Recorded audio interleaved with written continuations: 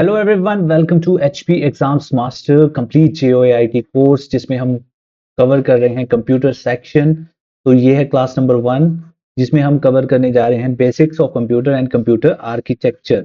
जब भी हम कंप्यूटर पढ़ना शुरू करते हैं सबसे पहला जो चैप्टर हमारा होना चाहिए वो कंप्यूटर आर्किटेक्चर होना चाहिए। तो हम उसी से क्लास की शुरुआत करेंगे। इस क्लास की जो पीडीएफ नोट्स हैं वो आप हमारे टेलीग्राम चैनल से ले सकते हैं। लिंक आपको डिस्क्रिप्शन बॉक्स या फिर पिंड कमेंट में मिल जाएगा। ठीक, ऐसी और वीडियोस के साथ जुड़ने के लिए आप सब्सक्राइब कर सकते हैं हमारे यूट्यूब चैनल, ताकि आपको आने वाली वीडियोस की नोटिफिकेशन मिल सके। तो बिना आपका टाइम वेस्ट करते हुए शुरू करते हैं हम अपनी पहली क्लास। तो सबसे पहले कंप्यूटर में हमें पता होना चाहिए कि कंप्यूटर होता क्या है। देखो, आपने अपने आसपास जो है बड़े सारे अलग अलग तरह के कंप्यूटर देखे होंगे, छोटे बड़े। ठीक है, आज आज जो हमारा स्मार्टफोन है वो भी एक तरह का कंप्यूटर है, जो हमारे साइंटिफिक कैलकुलेटर्स हैं वो भी एक कंप्यूटर है। तो आखिर ये कंप्यूटर होता क्या है? ठीक, तो जो हमारी बेसिक सी डेफिनेशन है वो देख लेते हैं कि क्या है। A computer is an electronic device that takes raw data, process it according to specific instructions and produce a result. इसके कहने का क्या मतलब है कि पहली बात तो कंप्यूटर जो है एक इलेक्ट्रॉनिक डिवाइस है। अब इलेक्ट्रॉनिक डिवाइस क्या होते हैं? जो कि हमारे डीसी वोल्टेज पे चलते हैं। ठीक है, बड़ी कम वोल्टेज चाहिए होती है जिन्हें वर्क करने के लिए। और वो एक इनपुट लेता है जो कि क्या किस फॉर्म में होती है? रॉ डाटा की फॉर्म में होती है, रैंडम फैक्ट्स होते हैं। ठीक है, और उसको हमारी इंस्ट्रक्शन के अकॉर्डिंग क्या करता है? प्रोसेस करता है और फाइनली हमें क्या देता है? एक रिजल्ट देता है, एक आउटपुट देता है, जो जिसको हम क्या बोलते हैं? इंफॉर्मेशन बोलते हैं या फिर हम यूज कर सकते हैं। अगर सिंपल एक ब्लॉक डायग्राम में बताऊं तो हम क्या करते हैं? डाटा इनपुट करते हैं और कंप्यूटर क्या करता है? कुछ प्रोसेसिंग करता है उस चीज से रिलेटेड। ठीक, और फाइनली आउटपुट में हमें क्या देखने को मिलती है? आउटपुट में हमें इंफॉर्मेशन देखने को मिलती है। ठीक, आपसे क्वेश्चन में पूछ सकता है कि कंप्यूटर को और क्या बोलते हैं? ठीक, तो कंप्यूटर को डाटा प्रोसेसर भी बोला जाता है। ठीक, क्यों बोलते हैं डाटा प्रोसेसर? क्योंकि ये डाटा को लेकर उसमें कुछ प्रोसेसेस करता है, अलग अलग तरह के ऑपरेशंस परफॉर्म करता है और फाइनली हमें क्या देता है? इंफॉर्मेशन, जो कि हम यूज कर सकते हैं अपने फायदे के लिए। ठीक, अब देखते हैं कोई भी कंप्यूटर है हमारे पास, उससे हम कोई भी काम करवाना चाहते हैं। ठीक है, चाहे आप उसमें गाना सुनना चाहते हैं या आप मूवी देखना चाहते हैं, तो उसका एक सेट ऑफ कॉमन पाथ होता है कि कैसे वो प्रोसेस होगी। तो उस चीज के बारे में जान लेते हैं सबसे पहले। तो जब भी हमें कंप्यूटर से कोई काम करवाना होता है तो हम किसकी हेल्प से करवाते हैं? एक प्रोग्राम की हेल्प से करवाते हैं। ठीक, प्रोग्राम क्या है? प्रोग्राम एक, अगर हम सिंपल बोलें तो प्रोग्राम होता है सेट ऑफ इंस्ट्रक्शंस।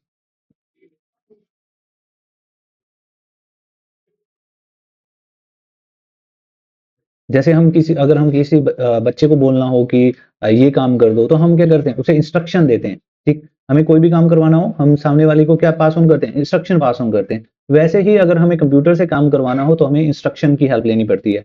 जब हम बहुत सारी इंस्ट्रक्शनें एक साथ लगा देते हैं, ठीक है, एक सीरीज में लिख देते हैं, तो उसी को क्या बोलते हैं? प्रोग्राम बोलते हैं। अब से जब भी हम कंप्यूटर में इंस्ट्रक्शन की बात करेंगे तो हम क्या है? हम कंप्यूटर को बोल रहे हैं कि क्या काम करना है। जैसे कि यहाँ पे हमारी जो डेफिनेशन है उसमें भी बोला गया था स्पेसिफिक इंस्ट्रक्शंस, कि हम कंप्यूटर को बताएंगे कि करना क्या है। ठीक, तब वो हमारे पास रिजल्ट प्रोड्यूस करेगा।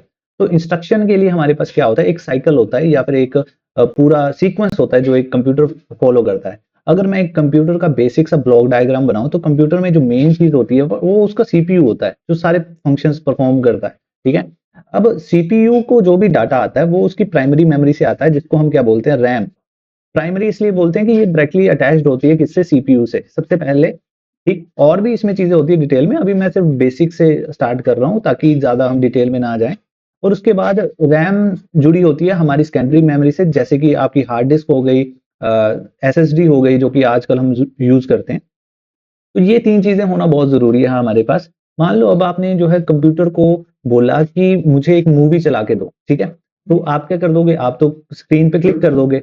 अब कंप्यूटर को जैसे ही आपने स्क्रीन पे क्लिक किया तो कंप्यूटर को एक सिग्नल जाएगा कि जो यूजर है वो क्या चलाना चाहता है? एक मूवी चलाना चाहता है। अब मूवी कहाँ स्टोर है? मूवी आपकी हार्ड डिस्क में है। ठीक, तो मूवी सबसे पहले उठ के कहाँ जाएगी? सेकेंडरी मेमोरी से प्राइमरी मेमोरी में जाएगी। ठीक, अब प्राइमरी मेमोरी क्या है? प्राइमरी मेमोरी आपकी रैम है। फिर वहां से उठ के कहाँ जाएगी? वहां से उठ के जाएगी सीपीयू में। अब जब सीपीयू किसी डाटा को अपने तक लेके आता है, उसी चीज को क्या बोलते हैं? फैचिंग। ठीक है, यहाँ पे पहली चीज जो हमने लिखी है, सीक्वेंस का जो पहला पड़ाव है वो क्या है? फैचिंग। तो फैचिंग का मतलब क्या है? जो डाटा है उसको मेमोरी से अपने तक लेके आना। उसके बाद अब मूवी जो है एक मल्टीमीडिया फॉर्मेट में होती है, ठीक? वैसे सेव तो उसने नॉर्मली करी होती है। अब कंप्यूटर को कुछ भी चीज़ जो है नॉर्मली समझ में नहीं आती, जैसे हमारी लैंग्वेज होती है वैसे समझ कुछ नहीं आता कंप्यूटर को। कंप्यूटर सिर्फ़ एक ही लैंग्वेज समझता है जिसको हम क्या बोलते हैं? Machine language. अब जैसे मैंने आपको बताया कि कंप्यूटर क्या है, एक इलेक्ट्रॉनिक डिवाइस है जो कि डीसी वोल्टेज पे काम करता है। अब डीसी वोल्टेज का क्या मतलब होता है? डीसी वोल्टेज का मतलब होता है कि एक सिंगल वोल्टेज होती है, जैसे मान लो 5 वोल्ट है, ठीक है? तो या तो हमारे जब सिस्टम वर्क कर रहा है, उसमें या तो 5 वोल्टेज होगा या फिर 0 होगा, ठीक? अब जहाँ पर हमारी वोल्टेज जो है ज़्यादा है या फिर टर्न ऑन है या फिर हमारी 5 पे है, तब तो उसे हम क्या बोल देते हैं? 1 बोल देते हैं। जैसे ही ये स्विच ऑफ होता है या फिर 0 लेवल पे होती है या फिर लो लेवल पे होती है, तो उसको हम क्या बोल देते हैं? 0 बोल देते हैं। तो कंप्यूटर सिर्फ़ यही भाषा समझता है ऑन एंड ऑफ की या फिर 0 एंड 1 की। इसी को हम क्या बोलते हैं? इसी को बोलते हैं हम मशीन लैंग्वेज। कंप्यूटर कोई भी इंग्लिश, हिंदी, पंजाबी नहीं समझता, सिर्फ एक ही लैंग्वेज समझता है, जिसको हम क्या बोलेंगे? Machine language. ये क्या होता है? Set of zeros and ones होते हैं रैंडमली, ठीक है? जिस तरह से करना होता है। 0 1 कितना भी हो सकता है ये, ठीक?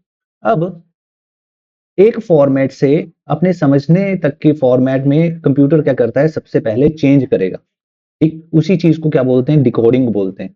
सबसे पहले फेच करता है, चीज़ को लेके आता है अपने तक, फिर उसके बाद उसको क्या करता है? डिकोड करता है, ठीक? उसके बाद मान लो आपने इंस्ट्रक्शन दे रखी है उसको कि ये काम करना है, फिर क्या करेगा? उस इंस्ट्रक्शन को एग्जीक्यूट करेगा अकॉर्डिंग टू जो भी आपने इंस्ट्रक्शन पास ऑन कर रखी है। जैसे ही आपका रिजल्ट आया, अब रिजल्ट कहीं सेव भी करना होगा, तो सीपीयू से रिजल्ट दोबारा कहाँ जाता है? रैम में, और रैम से कहाँ जाएगा? हार्ड डिस्क में, ठीक? तो फाइनल जो हमारा स्टेप होता है वो क्या होता है? स्टोर। अब मान लो आपको फिर से वो चीज़ चाहिए, तो दोबारा उस चीज़ को क्या करा जाएगा? फेच करा जाएगा, और ये साइकिल ऐसे ही चलता रहता है कंटिन्यूअसली, ठीक? अगर आपसे पूछा जाए कि इंस्ट्रक्शन साइकिल के कौन-कौन से पार्ट्स होते हैं, तो सबसे पहला पार्ट फेच, उसके बाद डिकोड, उसके बाद एग्जीक्यूट एंड देन स्टोर। ये बड़ी ही सिंपल सी चीज़ मैंने आपको बताई। कोई भी प्रोसेस है जो कंप्यूटर में, वो इसी तरह रन करती है। अब सबसे पहले जब हम स्टार्ट कर रहे हैं तो कुछ हम बेसिक से जीके फैक्ट्स कर लेते हैं, जनरली क्वेश्चन पूछे जाते हैं इनसे, ठीक? सबसे पहला जो फैक्ट आता है वो ये आता है हमारे पास, फादर ऑफ कंप्यूटर किसे कहते हैं?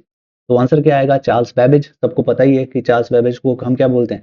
फादर ऑफ कंप्यूटर, ठीक? अब इन्हें ऐसा क्यों कहा गया है? क्योंकि इन्होंने पहला जो है मैकेनिकल कंप्यूटर डिजाइन किया था, जिसको क्या बोलते थे? एनालिटिकल इंजन, 1830s में। आपसे ये भी पूछ सकते हैं कि एनालिटिकल इंजन जो है किस तरह का कंप्यूटर था हमारे पास, ठीक? तो वो कैसा कंप्यूटर था? एक मैकेनिकल कंप्यूटर था। सबसे पहले हमारे पास मैकेनिकल कंप्यूटर्स आए थे, फिर इलेक्ट्रोमैकेनिकल कंप्यूटर्स आए थे। उसके बाद जैसे-जैसे एवोल्यूशन हुआ, फिर हमारे पास इलेक्ट्रॉनिक कंप्यूटर्स आए, ठीक? जैसे आजकल जो आ रहे हैं इलेक्ट्रॉनिक्स में, ठीक? डिजिटल कंप्यूटर्स आ रहे हैं। तो इस तरह से जो है धीरे-धीरे एवोल्यूशन हुआ है। वो सारा पार्ट हम जब हिस्ट्री वाला पार्ट करेंगे तब जो है कवर कर लेंगे कि कैसे एवोल्यूशन हुआ है। दूसरा जो इंपॉर्टेंट क्वेश्चन हमारे पास आता है, who is the father of modern computer science, या मॉडर्न कंप्यूटर भी बोलते हैं, ठीक? तो इसका आंसर क्या आएगा? Alan Turing. एलन ट्यूरिंग को क्या बोला जाता है? फादर ऑफ मॉडर्न कंप्यूटर या मॉडर्न कंप्यूटर साइंस। फिर उसके बाद थर्ड क्वेश्चन जो आपसे पूछा जा सकता है, who is the father of personal computer, PC, जो जनरली हम अ, शब्द इस्तेमाल करते हैं डे टू डे लाइफ में, पर्सनल कंप्यूटर, ठीक? तो उसका हम पहली बार जो फादर बोलते हैं वो किसको बोलते हैं? एडवर्ड रॉबर्ट्स को। देन ये बड़ा ही इंपॉर्टेंट क्वेश्चन है, कई बार पूछा जाता है, पहले भी जियो आईटी में पूछा हुआ है, who was the first programmer? तो उसका आंसर क्या है? एडा लवलेस, ठीक? ये यहाँ पे हमने फोटो भी लगाई रखी है। अ, देखो कैसे प्रोग्रामिंग कर रही है, तो पहले प्रोग्रामर कौन है? हमारे एडा लवलेस। तो ये कुछ फैक्ट्स जो है आपको याद करने हैं, ठीक? उसके बाद तो ये कुछ इंपॉर्टेंट क्वेश्चंस थे जो आपको याद करने हैं, और नेक्स्ट चलते हैं। आपसे पूछा जा सकता है कि पहला कंप्यूटर इंडिया में कौन सा आया था? तो उसका आंसर क्या होगा? HEC-2M, या हैक 2M भी बोला जाता है इसे। तो ये जो है इंपोर्ट किया गया था फॉरेन से। Indian statistical institute ISI Kolkata में जो है इसको इंस्टॉल किया गया था 1955 में। कुछ जगहों पे ये जो सन है ये अलग भी दे रखा है, ठीक है? तो आप 1955 के साथ जा सकते हैं। नेक्स्ट जो हमारे पास क्वेश्चन पूछते हैं, इंडिया का पहला सुपर कंप्यूटर, तो उसका नाम क्या था? परम 8000। 1991 में बनाया गया था, और इसे किसने डेवलप किया था? सीडैक ने डेवलप किया था, ठीक? नेक्स्ट है father of Indian super computers, तो डॉक्टर विजय पी भटा भाटकर जो है हमारे पास सही आंसर होगा इसका, ठीक? और ये जनरली पूछ लिया जाता है, नॉर्मल क्वेश्चन है कि कंप्यूटर लिटरेसी का डे कब मनाया जाता है, तो 2 दिसंबर को हम क्या मनाते हैं, कंप्यूटर लिटरेसी डे। ठीक। एक और चीज होती है, जैसे आजकल एक शब्द इस्तेमाल होता है बहुत ज्यादा, digital divide. Digital divide. Digital divide का मतलब क्या है? डिजिटल डिवाइड का मतलब है कि कुछ लोग तो ऐसे हैं जो कंप्यूटर्स या टेक्नोलॉजी जानते हैं, और कुछ लोग ऐसे हैं जो कंप्यूटर या टेक्नोलॉजी नहीं जानते। ठीक है। जो इसी को क्या बोला जाता है, डिजिटल डिवाइड। कि एक डिवाइड है, जो ह्यूमन पॉपुलेशन है वो दो पार्ट्स में डिवाइड हो चुकी है। एक जिनको टेक्नोलॉजी से रिलेटेड जानकारी है या फिर कंप्यूटर लिटरेसी है, और दूसरे वो लोग जिन्हें जो है कंप्यूटर से रिलेटेड जानकारी नहीं है या नहीं चलाना आता। ठीक है, तो ये इसी चीज को क्या बोलते हैं, डिजिटल डिवाइड कहा जाता है। तो जनरली सबने कंप्यूटर देखा ही है आज तक। आजकल तो अलग अलग तरह के कंप्यूटर्स आते हैं, बट जनरली जो हमारा कंप्यूटर दिखता है वो कुछ इस तरह का दिखता है। ठीक। तो जनरली देख लेते हैं कि इन पार्ट्स को क्या बोलते हैं। हम बड़े ही कई बार जो है गलत शब्द इस्तेमाल करते हैं इन चीज़ों के लिए। अब जैसे कि जो स्क्रीन है उसको क्या बोला जाता है, इसको हम बोलते हैं मॉनिटर। और ये जो हमारे पास पॉइंटिंग डिवाइस है, इसको क्या बोला जाता है, इसको बोलते हैं माउस। ठीक। वैसे ये क्या है, ये पॉइंटिंग डिवाइस है। और इस इनपुट डिवाइस को क्या कहा जाता है, इसको बोला जाता है कीबोर्ड। आप सोच रहे होंगे कि ये तो हम सबको पता है, ये बताइए इसको क्या बोलते हैं। ठीक है। बहुत से लोग क्या बोलेंगे, जी ये तो सीपीयू है। मैं आपको बड़े ही स्पष्ट शब्दों में बता दूं कि अगर आप इस चीज को सीपीयू बोलते हैं तो आप बिल्कुल गलत बोलते हैं। ठीक। इस चीज को क्या बोला जाता है, इसको कैबिनेट बोला जाता है, या फिर इसको टावर भी बोलते हैं। बहुत बार कई एग्जाम्स में ये क्वेश्चन भी पूछा गया है कि इस चीज को क्या बोलते हैं। तो यहाँ पे आपको बड़ा ही क्लियरली ध्यान में रखना है कि या तो इसको कैबिनेट बोलते हैं या तो टावर बोलते हैं। जितनी भी हमारी एसेंशियल असेंबली है कंप्यूटर की, वो किसके अंदर होती है, कैबिनेट में या टावर में। तो हम एक एक करके आगे पार्ट्स देखेंगे कि क्या क्या पार्ट्स होते हैं इस कैबिनेट में। जैसे कि हमारे पास, अगर मैं आपको बताऊं कि कैबिनेट में क्या क्या होता है, तो एक तो आपका सबसे पहले मदरबोर्ड होगा। ठीक। उसके ऊपर अलग अलग कंपोनेंट्स होंगे, जैसे कि सीपीयू होगा। ठीक। रैम होगी। इन सब चीज़ों को पावर देने के लिए हमारे पास क्या होगी, एक एसएमपीएस होगी। एसएमपीएस क्या होती है, जो हमारी पावर सप्लाई होती है उसी को हम क्या बोलते हैं, एसएमपीएस। आगे समझेंगे कि क्या है ये। और क्या चीज़ें होती हैं हमारी इस असेंबली में। और हमारे पास सेकेंडरी स्टोरेज होती है। ठीक, जिसमें हम हार्ड डिस्क ड्राइव यूज़ कर सकते हैं या फिर एसएसडी यूज़ कर सकते हैं। और हमारे पास ऑप्टिकल ड्राइव होती है। तो ये सारी चीज़ें होती हैं। हम एक एक करके जो है सारी चीज़ें पढ़ेंगे कि क्या होती है। शुरुआत करेंगे हम मदरबोर्ड से। ठीक। तो जो हमारा मदरबोर्ड है वो कुछ हमें इस तरह से दिखाई देता है। मदरबोर्ड क्या होता है, एक प्राइमरी प्रिंटेड सर्किट बोर्ड होता है। ठीक। किसका, कंप्यूटर का। जितने भी हमारे इंपॉर्टेंट कंपोनेंट्स है वो एक ही प्लेट के ऊपर अटैच्ड होते हैं, जिसको हम क्या बोलते हैं, मदरबोर्ड। आप इमेज देख सकते हैं यहाँ पे बनाई हुई है। अब जो मदरबोर्ड होते हैं, जनरली आपने देखा ही होगा, कभी आपने कंप्यूटर खुला हुआ देखा होगा या फिर अपना फ़ोन खुला हुआ देखा होगा, लैपटॉप खुला देखा होगा, तो उसमें ग्रीन कलर की एक प्लेट होती है, ग्रीन या डार्क ब्लू। जैसे यहाँ पे क्या दिखाई देगी, ये डार्क ब्लू कलर की एक प्लेट दिखाई देगी है। जी, इसी को क्या बोलते हैं, मदरबोर्ड। इसको मदरबोर्ड किस क्यों बोलते हैं, क्योंकि बाकी सारे कंपोनेंट्स जो हैं इसी के थ्रू जो है, इसी के ऊपर अटैच्ड होते हैं और इसी के थ्रू ही क्या कनेक्टेड होते हैं आपस में। ठीक। अब हम देखेंगे कि मदरबोर्ड में क्या-क्या चीज़ें होती हैं, एक-एक करके, ताकि हमें जो है समझ आ सके कि फंक्शंस क्या होते हैं। आप थोड़ा-सा ध्यान दे सकते हैं यहाँ पे, जैसे कि यहाँ पे क्या दे रखा है, सीपीयू सॉकेट दे रखा है।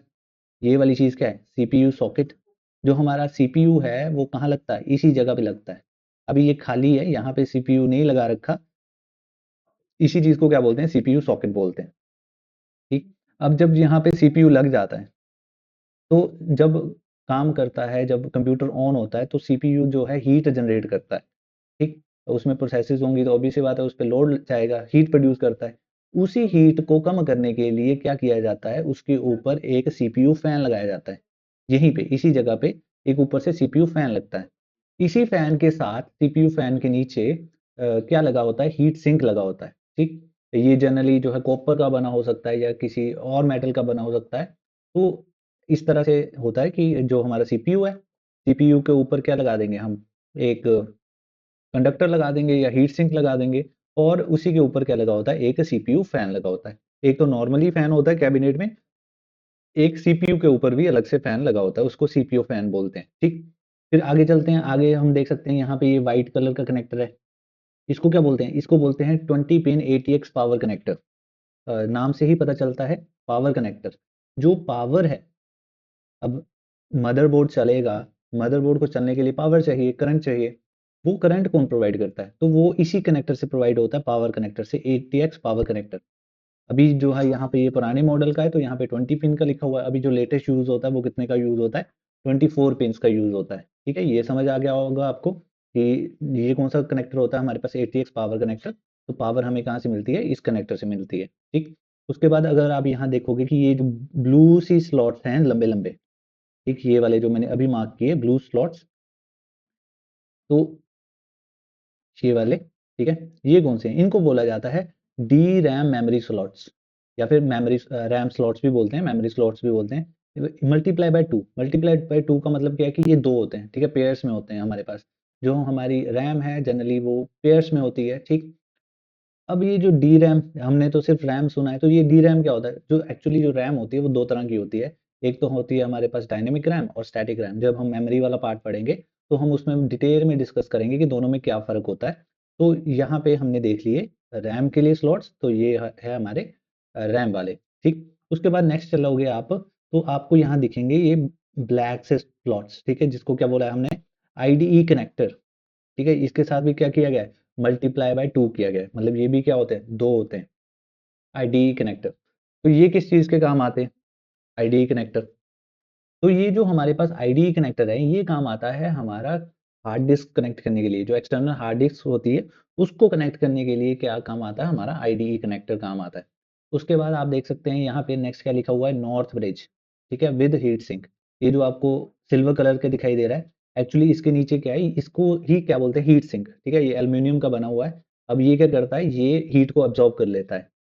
अब नॉर्थ ब्रिज क्या होता है, नॉर्थ ब्रिज होता है, एक चिप होती है इसके नीचे।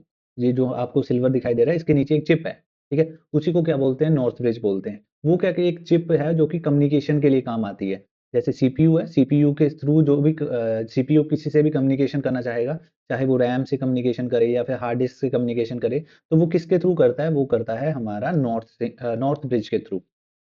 इतनी चीज आपको समझ आ गई होगी। फिर आपके पास है एजीपी स्लॉट। जो एजीपी स्लॉट है ये किस चीज़ के काम आता है, जैसे हमारे ग्राफिक कार्ड हो गए, ठीक है, तो वो उन चीज़ों के लिए, उन चीज़ों को कनेक्ट करने के लिए हमारे पास क्या होता है, एजीपी पोर्ट होता है।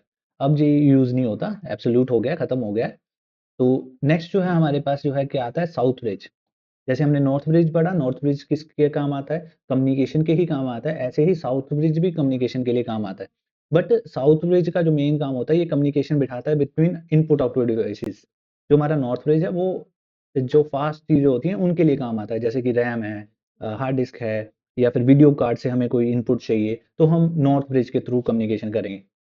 अगर कोई हमारे पास पेरिफेरल डिवाइसेस हैं, दूर हैं, या फिर बोलें कि इतने ज़्यादा फास्ट नहीं हैं, स्लो हैं, तो हम जो कम्युनिकेशन करते हैं वो किसके थ्रू करते हैं, साउथ ब्रिज के थ्रू करते हैं, ठीक। नेक्स्ट है हमारे पास पीसीआई स्लॉट्स। ये जो है 5 मल्टीप्लाई बाय 5 का मतलब है कि ये 5 हैं, यहाँ पे आप देख सकते हैं, 1 2 3 4 5, 5 पीसीआई स्लॉट्स हैं हमारे पास। ये क्या काम आते हैं, ये हमारे पास एक्सटर्नल जो पेरिफेरल्स होते हैं उनको कनेक्ट करने के लिए काम आता है। आगे हम देखेंगे कौन कौन से होते हैं, ठीक। अ, और नेक्स्ट है हमारे पास सीमोस बैटरी। ये जो सीमोस बैकअप बैटरी है, ये जैसे आपने देखा होगा घड़ी नहीं होती, जो डिजिटल वॉच होती है, ठीक, छोटी छोटी, उनमें क्या पढ़ते थे, सेल पढ़ते हैं। उसी का एक बड़ा वर्जन, बड़ा सा सेल होता है यहाँ पे सीमोस बैटरी, उसी को बोलते हैं यहाँ पे सीमोस बैटरी। ये लगी होती है मदरबोर्ड के ऊपर ही। एक्चुअली ये क्या करती है, जो हमारी सीमोस चिप होती है उसको कंटिन्यूअस करंट प्रोवाइड करती है। और हमारे पास जो है डिफरेंट टाइप्स के कनेक्टर्स हैं यहाँ पे पेरिफेरल्स को कनेक्ट करने के लिए, तो ये एक सेक्शन हमारा अलग से। तो ओपरा ओपरा हमने सारा जो मदरबोर्ड है वो डिस्कस कर लिया। अब डिटेल में एक एक करके जो है इन सब चीज़ों के बारे में हम पढ़ेंगे। तो सबसे पहली चीज़ जो हमारे पास आती है वो है सीपीयू। सीपीयू के बारे में जान लेते हैं। सीपीयू होता क्या है, तो सीपीयू हमारा एक तरह से क्या है, आईसी चिप है। अब आईसी क्या होता है, आईसी होता है इंटीग्रेटेड सर्किट्स, ठीक है। आपसे फुल फॉर्म भी पूछ सकते हैं कि आईसी की फुल फॉर्म क्या होती है, तो इंटीग्रेटेड सर्किट जो है इसका नाम है, ठीक। तो आपसे ये भी पूछ सकते हैं क्या ऑल सीपीयू आर आईसी? क्या सभी सीपीयू आईसी होते हैं? यस और नो, ट्रू और फॉल्स? तो इसका आंसर क्या होगा? ट्रू। अगर आपसे पूछा जाए ऑल आईसी आर सीपीयू, तो इसका आंसर क्या होगा? नो, सभी आईसी सीपीयू नहीं होते। बट जो सीपीयू होता है वो एक तरह का क्या होता है? आईसी ही होता है। एक जो सर्किटरी है वो बड़ी ज़्यादा क्या की गई होती है? इंटीग्रेट की गई होती है, छोटा उसको एक छोटी सी चिप में जो है बनाया होता है, ठीक है? तो सीपीयू हमारे पास, तो आपसे ये जी के क्वेश्चन पूछ सकते हैं कि इन्वेंटर कौन है सीपीयू के? सीपीयू के नहीं, आईसी चिप के। तो जो हमारा इंटीग्रेटेड सर्किट है ये किसने इन्वेंट किया था? तो मेजरली जो आपको नाम देखने को मिलता है वो जैक किल्बी देखने को मिलता है, ठीक? और कौन से सन में? 1958 में। ये ईयर भी पूछ लेते हैं कि आईसी की जो इन्वेंशन थी वो किसने की थी? Jack Kilby. कब? 1958 में। या फिर आपसे ये वाला भी पूछ लेते हैं साथ में, रॉबर्ट नॉइस। तो रॉबर्ट नॉइस ने कब की थी? 1959 में। आपको ध्यान रखना है कि कौन सा पूछ रहा है। तो कई बार तो मेजरली 1958 ही पूछते हैं, बट कई बार एग्जाम्स में क्या होता है 1959 भी पूछ लेते हैं, या फिर नाम जैक किल्बी की जगह रॉबर्ट नॉइस जो है दे दिया जाता है। अब जो आईसी होता है वो क्या होता है? उसका नेचर किस तरह का होता है? तो उसका नेचर होता है सेमीकंडक्टर। देखिए, अगर आपने पढ़े होंगे जो इलेक्ट्रिकल एलिमेंट्स होते हैं वो तीन तरह के होते हैं। एक तो होते हैं हमारे पास कंडक्टर जो कि इलेक्ट्रिसिटी को पास करते हैं, एक होते हैं हमारे पास इंसुलेटर जो पास नहीं करते इलेक्ट्रिसिटी को, एक होते हैं हमारे पास सेमीकंडक्टर। तो जो हमारे इंटीग्रेटेड सर्किट्स हैं उनका नेचर कैसा होता है? सेमीकंडक्टर। और आपसे पूछ सकते हैं कि सेमीकंडक्टर चिप्स हैं या फिर आईसीज हैं, उनको बनाने के लिए कौन सा मटेरियल का यूज किया जाता है? तो हमारे पास जो मटेरियल है वो या फिर सिलिकॉन या फिर जर्मेनियम का इस्तेमाल किया जाता है। आपने एक शब्द सुना होगा सिलिकॉन वैली। तो सिलिकॉन वैली किसे कहा जाता है? जो अमेरिका में कैलिफोर्निया नाम की जगह है उसी को क्या कहा जाता है? Silicon valley. जितनी भी बड़ी बड़ी कंपनीज हैं, फेसबुक, जैसे मेटा, और हमारी व्हाट्सएप, या फिर जो भी हम आजकल बड़े टेक जायंट्स देखते हैं, ये कहाँ पे होती हैं? कैलिफोर्निया में होती हैं। और कौन सी जगह पे? सिलिकॉन वैली में। इसी तरह जो हमारी बेंगलुरु है इंडिया की, उसी को उसको सिलिकॉन वैली ऑफ इंडिया भी कहा जाता है। आपसे ये पूछ सकता है, कई बार मल्टीपल चॉइस क्वेश्चन आ जाता है कि कौन-कौन सी कंपनीज़ हैं जो इनमें से सीपीयूज़ बनाती हैं या चिप्स बनाती हैं। तो हमारे पास मेजरली जो नाम है वो क्या है? इंटेल। आपने नाम सुना होगा कोर, i7, i9। तो ये क्या है? ये सीपीयू के नाम है, ठीक है? तो ये सारे कौन बनाता है? ये बनाता है हमारे पास इंटेल। फिर आपने राइजन नाम के सीपीयू सुने सुने होंगे, ठीक है? जो गेमिंग वगैरह करते हैं वो यूज़ करते हैं। तो वो कौन बनाता है? एएमडी बनाता है। फिर एप्पल भी अपने जो है खुद से सीपीयूज़ बनाता है। तो जैसे M3, M4 चिप्स, ये है। फिर आती है हमारे पास कंपनी क्वालकॉम। क्वालकॉम के जो मेजरली जो हमें सीपीयूज़ या प्रोसेसर्स देखने को मिलते हैं, वो देखने को मिलते हैं मोबाइल फ़ोन में। जैसे कि आपने नाम सुना होगा एक स्नैपड्रैगन, ठीक है? बहुत से लोगों के फ़ोन में होगा भी। तो स्नैपड्रैगन जो प्रोसेसर है वो कौन बनाता है? क्वालकॉम बनाता है। फिर एक एनवीडिया नाम की कंपनी है, ये जो है जीपीयूज़ बनाती है जनरली, ठीक? तो जो ग्राफ़िक्स के लिए होती हैं हमारे पास, ग्राफ़िक्स प्रोसेसिंग यूनिट, जैसे सीपीयू जो है हमारे पास सेंट्रल प्रोसेसिंग यूनिट होता है, ऐसे ही हमारे पास ग्राफ़िक को प्रोसेस करने के लिए जीपीयूज़ होते हैं। और जीपीयूज़ में जो मेजर प्लेयर है उनकी मैन्युफैक्चरिंग में, उसका नाम क्या है? एनवीडिया। तो आगे चलते हैं हम। जो हमारे आईसीज़ होते हैं उनमें जनरली होता क्या है कि ट्रांजिस्टर्स होते हैं। ट्रांजिस्टर क्या होते हैं? एक तरह के ऑन ऑफ स्विच होते हैं। अब जैसे मैंने आपको बताया कि 1 और 0 ही होते हैं कंप्यूटर में। तो 1 और 0 ऑन और ऑफ ही चलता रहता है उसमें, ठीक है? अलग-अलग तरह की सर्किट्स होते हैं, कॉम्बिनेशंस होते हैं। ज़्यादा उसमें डिटेल में जाने की हमें ज़रूरत नहीं है। बस इतना ध्यान रखना है कि जो आईसीज़ हैं वो किससे बने होते हैं? ट्रांजिस्टर से बने होते हैं। और ट्रांजिस्टर क्या है? एक तरह के ऑन ऑफ स्विच ही हैं, ठीक? अब हमारे पास बड़ा एक क्वेश्चन पूछ लेते हैं कि मोरेस लॉ क्या है, ठीक? जब गॉर्डन मोरे ने दिया था, नाम याद रखने की ज़रूरत नहीं है, ठीक? सिर्फ़ इतना पता होना चाहिए कि मोरे लॉ है होता क्या है, ठीक?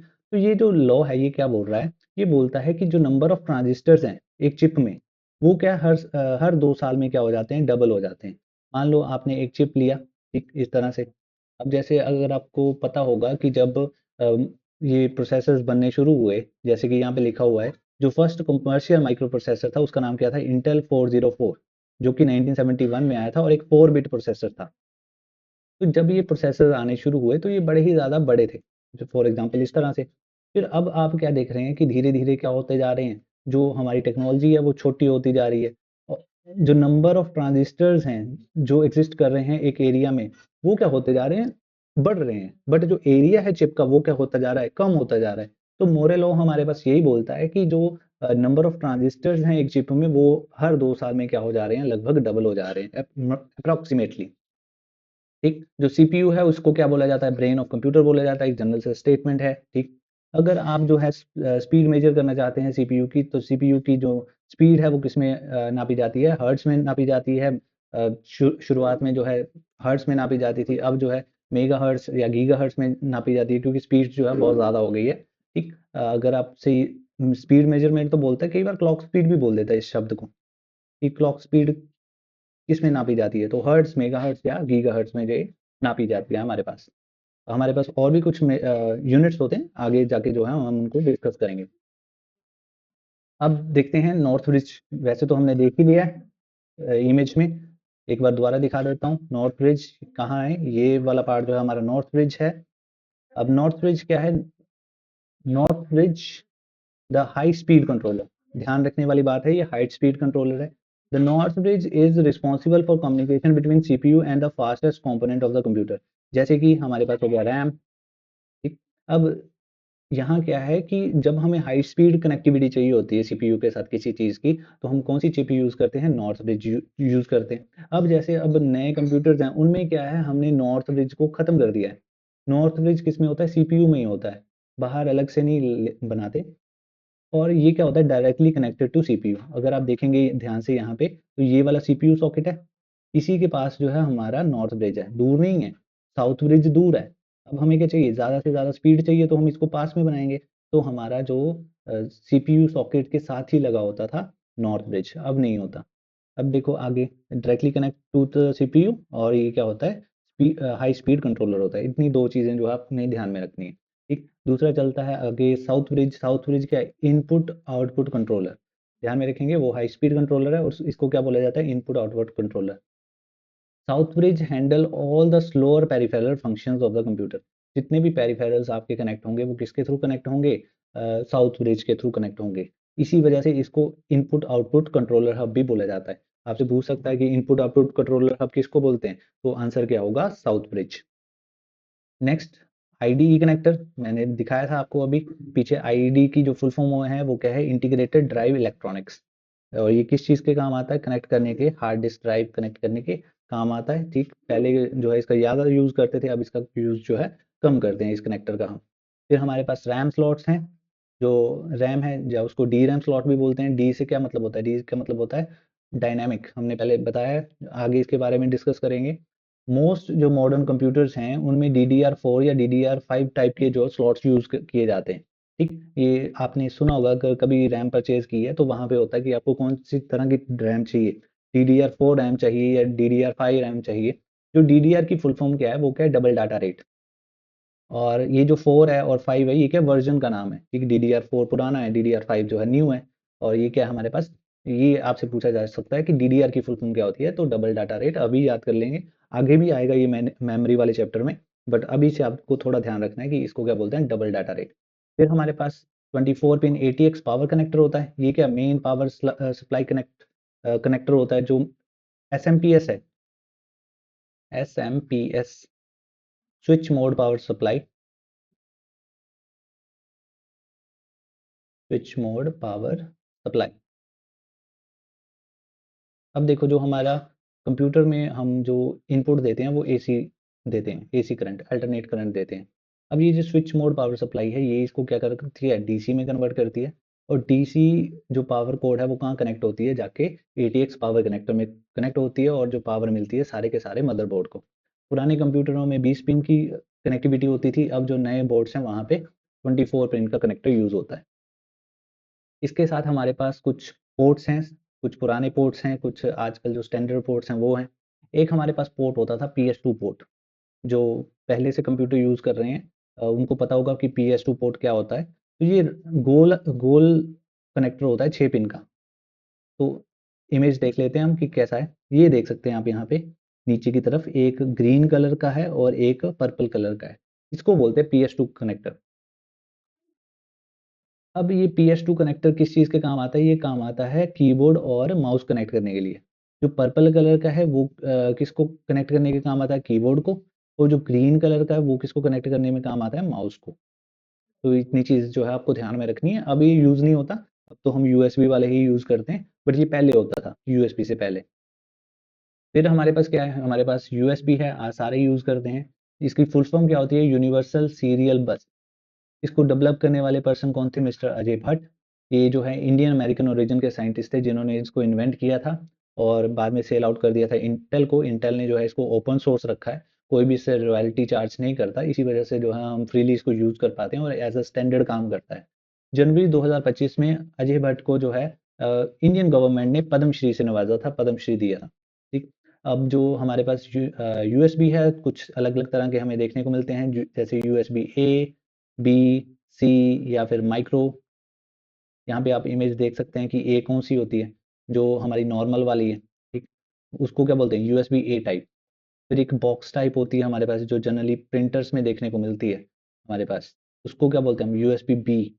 और जो आजकल न्यू फोन्स में आई है वो उसको क्या बोलते हैं, यूएसबी सी टाइप। अब सी टाइप में क्या है, जो हमारा यूएसबी ए है, इसमें 4 पिन का कंसेप्ट है। आपने देखा होगा, अगर आप ध्यान से देखोगे यहाँ पे अंदर, तो आपको 4 पिन दिखाई देती है। और जो हमारा माइक्रो है, ये वाला कौन सा होता था कि जो पहले नहीं होते थे फ़ोन में, तो उसमें जो है माइक्रो यूएसबी जो है यूज़ होती थी। तो ये भी आपने जो है देखा होगा कहीं न कहीं। नेक्स्ट चलते हैं, हमारे पास क्या चीज़ है, हमारे पास है एचडीएमआई पोर्ट। एचडीएमआई पोर्ट की फुल फॉर्म क्या होती है, हाई डेफिनेशन मल्टीमीडिया इंटरफेस। ये वीडियो और ऑडियो को एक ही तार से जो है कम्युनिकेट करने के काम आता है हमारे पास। आपने देखा होगा आजकल जो भी हमारे सेट ऑफ बॉक्स कनेक्ट होते हैं या फिर एलसीडी या एलईडी के साथ कोई भी मल्टीमीडिया डिवाइस हमें कनेक्ट करना होता है, तो हम क्या करते हैं, एचडीएमआई केबल का इस्तेमाल करते हैं या एचडीएमआई पोर्ट का इस्तेमाल करते हैं। और अगर मैं आपको यहाँ इमेज में दिखाऊं तो वो भी दिखा सकता हूँ। तो यहाँ पे ये वाले जो कनेक्टर हैं, अब अभी जो मैंने मार्क किया, ये क्या है, हमारे पास एचडीएमआई कनेक्टर है नीचे वाला।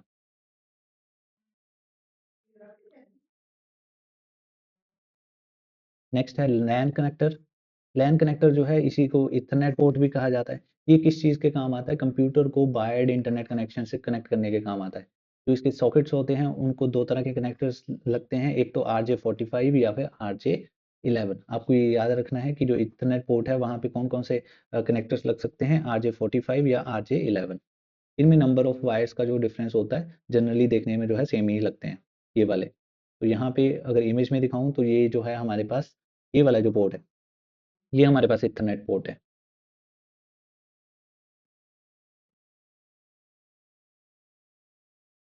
यहाँ पे आप एक और चीज़ नोट कर सकते हैं, जो टाइप सी है उसमें हमारे पास कितनी पिन्स होती हैं, 24 पिन्स होती हैं।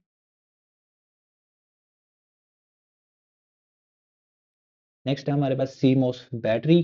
सीमोस बैटरी के बारे में हम देख चुके हैं कि कैसी होती है, a small lithium coin battery, जो कि किसको पावर करती है, सीमोस चिप को जो है पावर करती है। ये किस चीज़ के लिए लगाई होती है, जब हम पावर ऑफ कर देते हैं, कंप्यूटर में पावर क्या कर दी हमने, ऑफ कर दी। तो अब आपने देखा होगा कि जब भी आप कंप्यूटर ऑन करते हैं वापसी में, मान लो आपने 3 दिन के बाद ऑन किया, तो अगर आप डेट एंड टाइम देखेंगे ना, तो डेट एंड टाइम सही आएगा, डेट एंड टाइम नहीं कभी खराब होता। तो उसका रीज़न क्या है, उसका रीज़न ये है कि जो डेट एंड टाइम का डाटा है वो चलता रहता है हमेशा कंप्यूटर में। उसको जो पावर मिलती है वो कहाँ से मिलती है, इसी छोटी सी बैटरी से मिलती है। ये क्या करता है, हमारा जो सिस्टम टाइम है और जो बायोस की सेटिंग है उसको क्या रखता है, स्टेबल रखता है। जब भी कंप्यूटर अनप्लग होता है तब भी उसमें जो है पावर जाती रहती है। बायोस क्या होता है, बायोस हमारे पास होता है बेसिक इनपुट आउटपुट सिस्टम। ये हमारा फर्स्ट प्रोग्राम होता है, जैसे ही आप कंप्यूटर ऑन करते हैं तो जो पहला प्रोग्राम रन होता है वही होता है हमारा बायोस।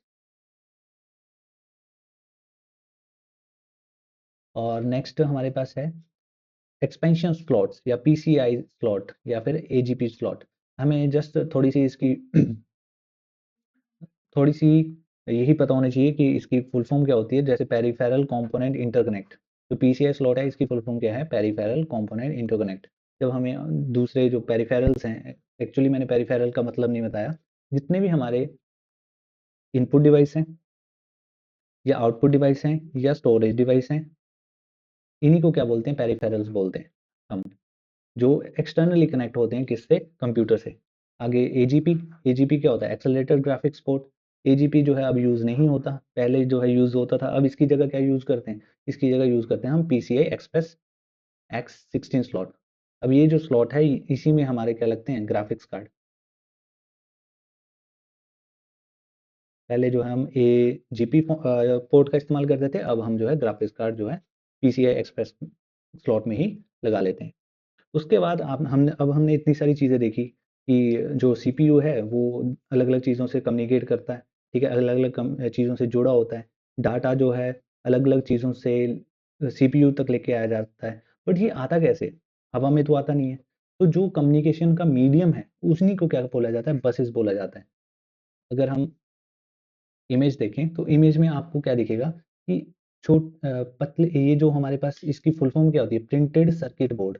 जो ये बोर्ड है ना, ये एक्चुअली में इस पे सर्किट्स ऑलरेडी होते हैं, ठीक है। हमारे पास कॉपर्स के ट्रैक होते हैं जो कि एक चीज को दूसरी चीज से क्या करते हैं, कनेक्ट करते हैं। उन्हीं जो वायर्स होती हैं, उन्हीं को क्या बोला जाता है, बसेस बोला जाता है। हम बस इसकी डेफिनेशन देखते हैं, used for connection among different components on board या ऑफ बोर्ड। तो जो हमारी बसेस हैं उनको इंटरनल या एक्सटर्नल में जो है डिवाइड किया जा सकता है। जो कि इंटरनल पार्ट्स को कनेक्ट करती हैं उनको इंटरनल बसेस बोलते हैं। जो एक्सटर्नल पार्ट्स को कनेक्ट करती हैं उनको क्या बोलते हैं, एक्सटर्नल बसेस बोलते हैं। अब आपसे मेजरली जो क्वेश्चन पूछा जाता है वो पूछा जाता है टाइप्स में, ठीक है, कि कौन से टाइप की बसेस जो हैं, क्या उनमें जो है डिटेल्स हैं। तो सबसे पहले जो हमारे पास, अगर मैं आपको बताऊं कि सीपीयू है। अब सीपीयू कनेक्ट हो रहा है किससे, रैम से। फॉर एग्जांपल हम सिंपली रख लेते हैं। अब सीपीयू में हमने पहले बोला कि सीपीयू जो है डाटा फेच करता है, ठीक, मतलब कि डाटा किसी ना किसी मेथड से आता होगा रैम से सीपीयू तक। तो जो डाटा है वो कौन लेके आती है, डाटा बस लेके आती है। जो वायर है उसका नाम क्या है, डाटा बस, ठीक। ये क्या है, एक्चुअल डाटा लेके आती है, 0 और 1। और ये क्या होती है, बाई डायरेक्शनल होती है। बाई डायरेक्शनल का मतलब क्या है, रैम से सीपीयू तक तो जाती है, फिर बाद में हमने पढ़ा था कि सीपीयू से रैम में स्टोरेज भी किया जाता है, मतलब रैम के थ्रू द्वारा आगे क्या किया जाता है, स्टोर भी किया जाता है। जैसे ही हमारा इंस्ट्रक्शन साइकिल कंप्लीट हो जाता है उसके बाद जो हमारे पास रिजल्ट है उसको स्टोर भी किया जाता है। तो स्टोर करने के लिए हमें वापस भी भेजना पड़ेगा डाटा सेकेंडरी मेमोरी तक। तो वो किससे किया जाता है, वो किया जाता है डाटा बस से ही, ठीक है। जैसे ये लेके आ रही है और जो वापस जा रही है, तो हमारी जो डाटा बस होती है वो क्या होती है, बाई डायरेक्शनल होती है, दोनों डायरेक्शन में चलती है।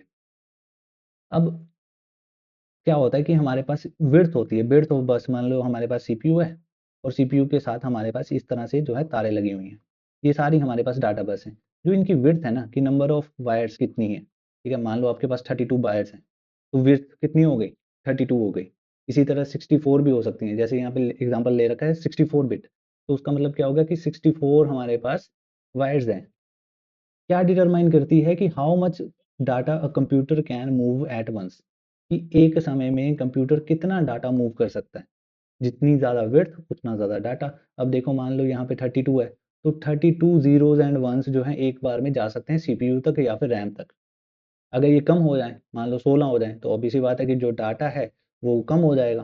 तो आपने ये बात ध्यान में रखनी है कि जो विड्थ ऑफ डाटा बस है वो क्या डिटरमाइन करती है, कि how much data computer can move at once, एक समय में कंप्यूटर कितना डाटा मूव कर सकता है, ये किस पे डिपेंड करता है, विड्थ ऑफ डाटा बस।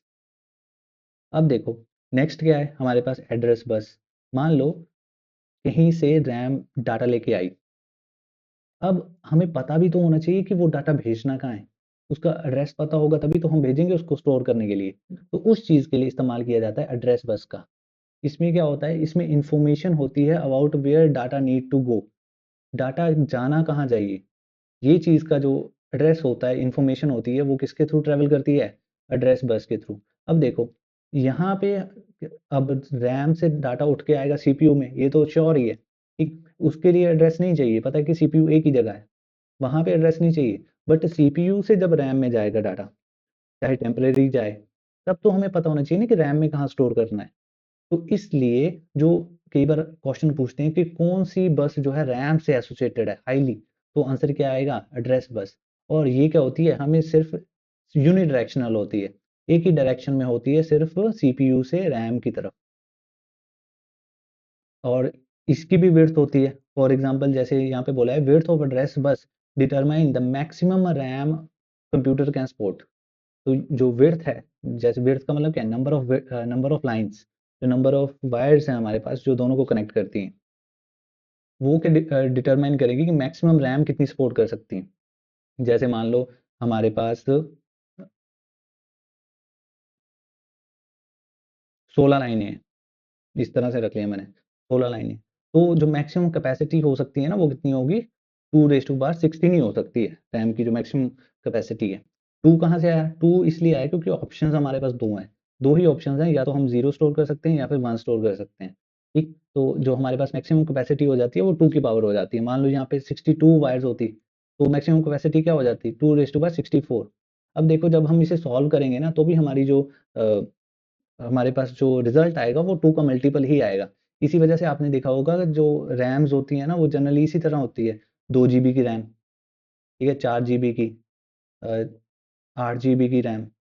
आपने कभी 6 GB की रैम देखी है? क्या 6 GB की रैम हो सकती है?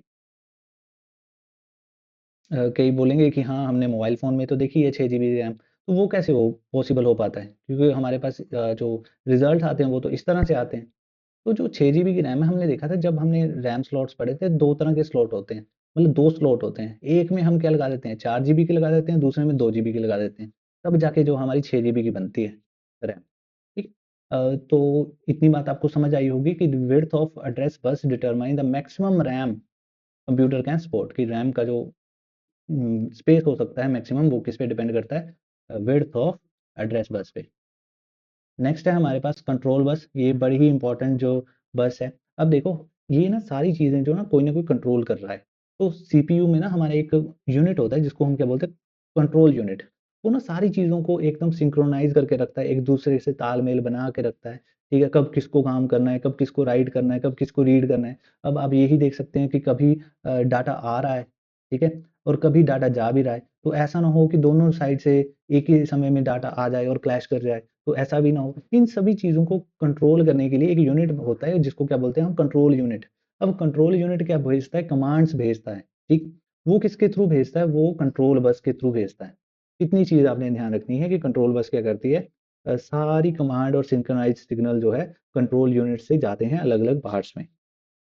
अब जनरली आपसे जो एग्ज़ाम है उसमें थोड़ा-सा मॉडर्न चीज़ें भी पूछ ली जाती हैं, जैसे कि बॉटलनेक हो गया आपसे, कि बॉटलनेक पूछ लिया कि बॉटलनेक क्या होता है? देखो बॉटलनेक जैसे अगर आपने देखी होगी, बोतल देखी होगी तो बोतल किस तरह से होती है? बोतल इस तरह से होती है, नीचे से बेस जो है वो ब्रॉड होता है, ऊपर से जो उसका ढक्कन होता है वो क्या होता है? छोटा होता है, जो उसकी नेक होती है वो छोटी होती है। मान लो अगर आप यहाँ से पानी निकालना चाहें, तो क्या सारा पानी एक बार में निकल जाएगा? नहीं, आप क्या बोलेंगे कि आगे जो स्पेस है वो कम होता है, जिसकी वजह से पानी जो है एक बार में बाहर नहीं जा सकता। उसमें क्या लगता है? टाइम लगता है। इसी तरह कंप्यूटर में भी एक जो सिचुएशन होती है जिसको क्या बोलते हैं? बॉटलनेक। फॉर एग्ज़ाम्पल जैसे हमने डिस्कस किया कि जो कितना डाटा एक बार में जा सकता है, वो किस पे डिपेंड करता है? डाटा बस की विड्थ पे डिपेंड करता है। फॉर एग्ज़ाम्पल मैंने एक बड़ा वाला सीपीयू लगा रखा है, जिसकी कैपेसिटी है 64 बिट्स को एक बार में हैंडल कर सकता है। बट जो मेरी डाटा बस है वो सिर्फ़ 16 बिट की है, सिर्फ़ 16 वायर्स हैं हमारे पास। तो क्या सीपीयू के लिए ये सफिशिएंट होगा?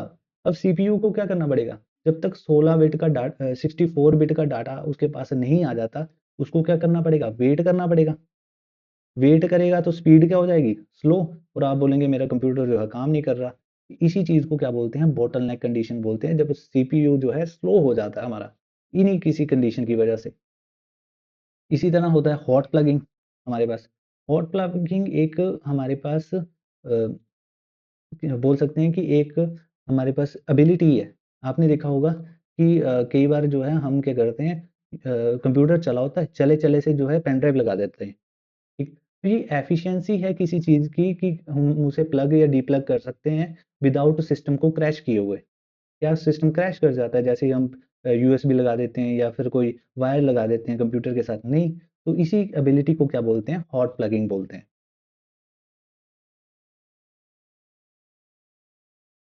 तो इस चैप्टर के लिए इतना ही, नॉट फॉर दिस चैप्टर, इस क्लास के लिए इतना ही। होप सो आपको पसंद आया होगा। अभी आर्किटेक्चर ऑफ कंप्यूटर में हमारी 4 से 5 क्लासेस और लगेंगी, ठीक है? बड़े ही बेसिक से किया है। अगर आपको कोई भी इसमें डाउट आता है तो आप कमेंट कर सकते हैं। मैं डेफ़िनेटली उसका जो है रिप्लाई करूँगा। और इस वीडियो सीरीज़ से जुड़ने के लिए आप जो है सब्सक्राइब कर सकते हैं ताकि मोटिवेशन मेरी भी बनी रहे। Thank you for watching. कोई भी डाउट होगा तो you can comment down there.